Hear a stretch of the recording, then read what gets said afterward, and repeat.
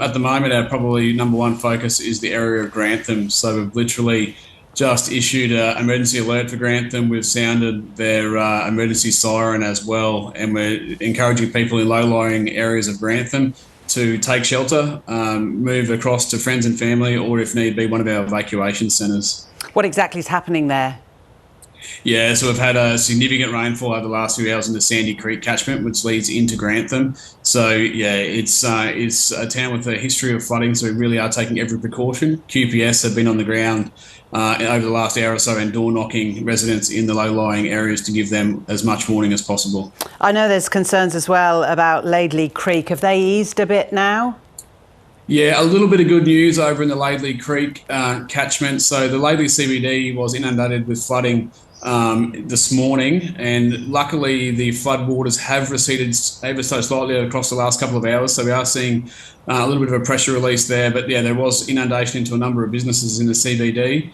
Luckily, a little bit of rain easing in the top of the creek catchment there has seen a bit of relief. So hopefully we don't see any of these isolated storms across that catchment. If we do, we could be see some more flows into Laidley later on this afternoon. Yeah, I'm afraid it was bad news from the Bureau of Meteorology when I spoke to them a short time ago, Chris. They are expecting most of your area to get these thunderstorm cells as they talk about them. What about Lockyer Creek?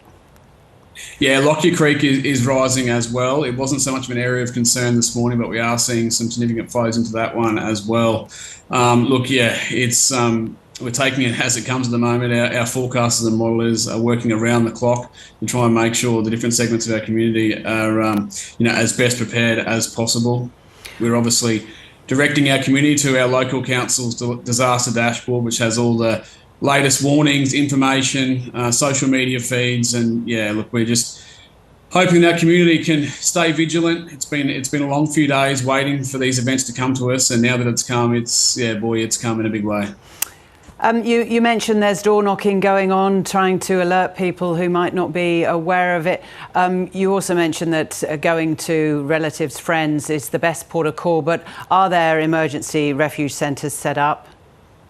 Yes, there are. We've got evacuation centres at Laidley State High School. I think last count we had 15 people in that one. We've got an evacuation centre at Gatton Shire Hall, which I think's got 6 people. And a couple of our community facilities have now opened up places of refuge as well. So Forest Hill School of Arts have opened up a centre there, which is really great because that township is actually currently a bit of a flood island and there's some inundation on the western side of Forest Hill there. And also the Grantham Butter Factory has just opened as a place of refuge as well. So that will be a little bit close to those people in Grantham that may need to seek shelter elsewhere. I know it's a bit away from you, further to your east, but this disaster declaration now been made for Ipswich as well. It just shows the wide area that this is covering. Yeah, absolutely. Like we feel for all our neighbouring councils. This event has truly been a South East Queensland wide event. You know, most councils have felt the impact at some point, and of course, obviously up in Hervey Bay as well. Yesterday morning, it seems like hardly anyone is being spared from the wrath of the leftovers of Cyclone Alfred. So look, councils are banding together and supporting each other, and that's what we need to do in times like this. So while you sit there this afternoon praying that you don't get some of these thunderstorms coming through, I mean, what is the feeling in the community? Anxious ahead of what might come? Oh, absolutely. Nervous, anxious, yeah, all those things, Flooding is certainly not something you want your area to be known for, but unfortunately we have had a few events in recent times, and look, we're a very resilient bunch of people, and I'm sure once we get through these events, we'll be very resilient, and the community spirit will be alive and well as we enter, clean up and recovery. I'm sure of that. We've got a great community. Yeah, and it showed after the last time it happened. In terms of preparation, presumably you learnt lessons from last time. What was done differently this time? Yeah, the preparation, of course, with the delay of the cyclone crossing the coast was probably of a benefit to our region. So we had a good sort of 3-4 days there of preparation. We opened sandbagging stations in 6 different locations across our region. The uptake on those were very strong. Record numbers of sandbags left those stations. So businesses and homes were very well prepared, which is really good to see. So they obviously took the messaging seriously and followed the instructions. So if there was one positive to come out of the event, the preparation was really good, which is great. Concern then going through to the evening. As Deputy Mayor, what will you be spending your afternoon and evening doing?